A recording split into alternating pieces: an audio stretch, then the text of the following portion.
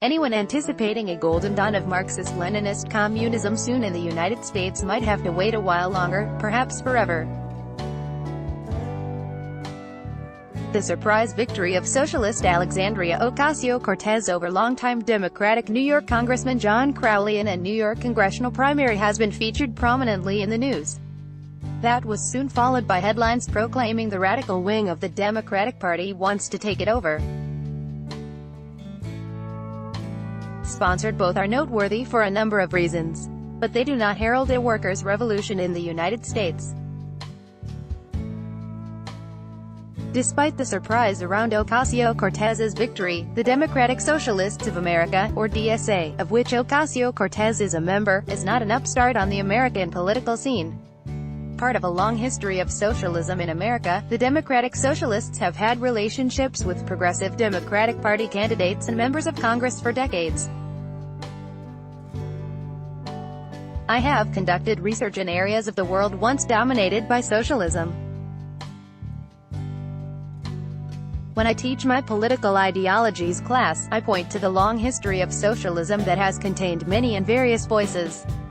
Socialism, in the broadest sense, posits that since society's wealth is created by its workers should benefit from the fruits of their labors and administer them as they please. The DSA's history of moderation and collaboration with the American establishment sets it apart in history against more radical and utopian socialist parties, both in the U.S. and the rest of the world. Socialism's European history. Socialism, conservatism and liberalism constitute the three cardinal political ideologies. Socialist ideas grew in importance as thinkers criticized the liberalism that has dominated the West since the Enlightenment in the 18th century. Socialism is often associated with Karl Marx. For Marx, capitalism unjustly concentrated the wealth of the many in the hands of a few. Marx and his intellectual collaborator, Friedrich Engels, saw the misery of factory workers in 19th-century England. Expected the lives of the working class to get ever worse. At some point, they believed workers would recognize their misery and overthrow the governments in advanced capitalist countries. Then, Marx and Engels believed a dictatorship would rule temporarily while society was reorganized in the interests of the workers. Eventually, this workers' state would wither away to leave self-governing, satisfied workers with plenty of leisure time to engage in fulfilling pursuits. Marx named this latter state communism. But socialism is not just about Marx. English Martyr Street. Thomas More is sometimes seen as the earliest socialist. Socialism's defining principle of equitable distribution of society's goods appears in his 1516 work, Utopia. One of More's character states, "As long as there is any property, I cannot think that a nation can be governed either justly or happily, not justly, because the best things will fall to the share of the worst men, nor happily, because all things will be divided among a few, the rest being left to be absolutely miserable." The misery and poverty of those without adequate resources is a central theme in socialist thought. Robert Owen, an early 19th-century British industrialist, wrote, "The rapid accumulation of wealth created by the industry of the people is in the hands of capitalists who created none of it, and who misused all they acquired." Socialism comes to the United States while socialist ideology was developed in England, with the notable contribution of certain Germans, like Marx and Engels. It wasn't long before the idea gained a following in the United States.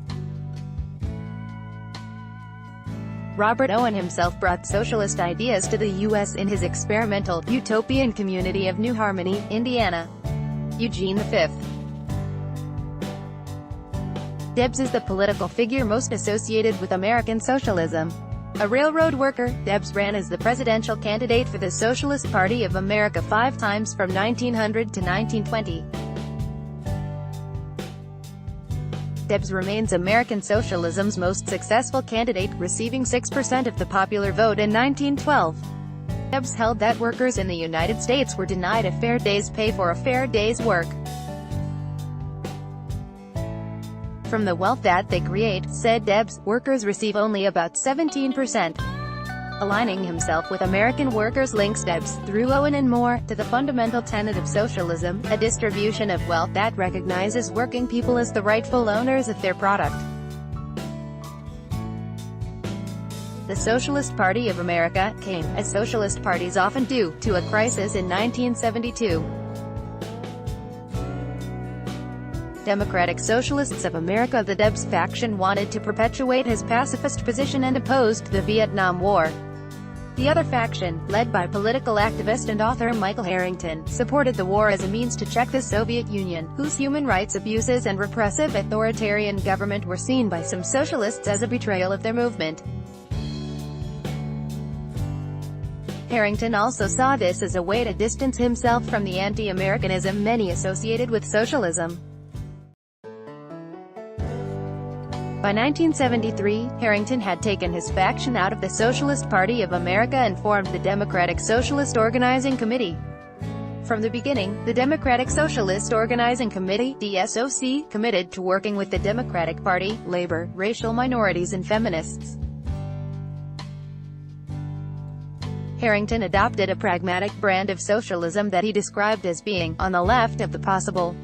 It opposed Soviet-like concepts American socialists had once endorsed, such as centralization of the economy and public ownership of major enterprises.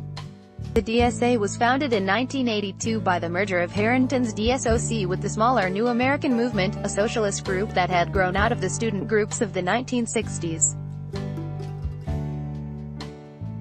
Socialism moves towards the center. Some long-held DSA policies are hardly distinguishable from today's mainstream politics. On important matters of international affairs such as trade and terrorism, the DSA has historically and consistently remained in touch with general American attitudes. The DSA's platform since 1982 has included a national health service and reining in the power of multinational corporations. Members of Congress, mayors and state legislators have been a part of the Democratic Socialists of America from its founding and throughout. By 1990, the DSA had 19 of its members in an elected office. That included 2 U.S. representatives, both from California, 4 state representatives and 5 mayors. This marginal success in elected office continues today as the party has 35 elected officials in its ranks. America's most famous Democratic socialist is Bernie Sanders. The Vermont senator and 2016 presidential candidate has not identified himself as a DSA member. Ocasio-Cortez, who won the New York primary against an established Democratic Party figure, espoused campaign positions that were right off of the 1979 DSOC platform, and recent Democratic Party positions. Her message was economic, social, and racial dignity. She called for single-payer health care and attacked the influence of large corporations. Given her win in a safe Democratic seat, it appears likely that Ocasio-Cortez will be the 36th member of the DSA currently holding elected office in the U.S., thus extending the long history of socialism in America. By Daniel Pout, Instructor, School of Politics.